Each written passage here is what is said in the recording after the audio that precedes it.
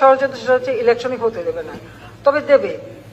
আর আমার ক্ষমতায় আসতেও অসুবিধা হবে না যদি আমি বাংলাদেশে কারো এয়ারবেস করতে দিই, ঘাঁটি করতে দিই, তাহলে আমার কোনো অসুবিধা নাই।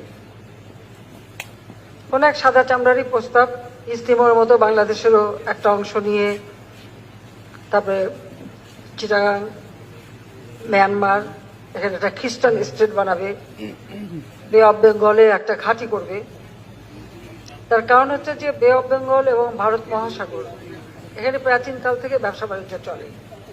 আর এই জায়গাটায় কোনো রকম কোনো কন্ট্রোভার্সি নাই, এখানে কিন্তু কোনো কারো মানে ওরকম দ্বন্দ্ব নাই।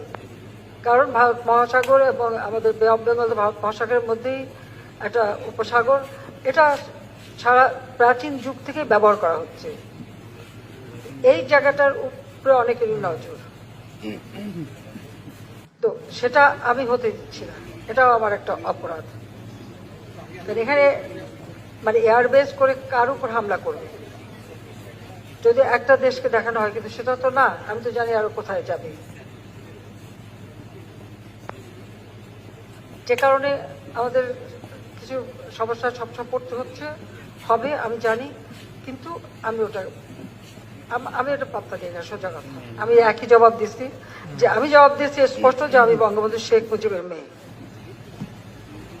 আমরা যুদ্ধ করে বিজয় অর্জন করে দেশ স্বাধীন করেছি।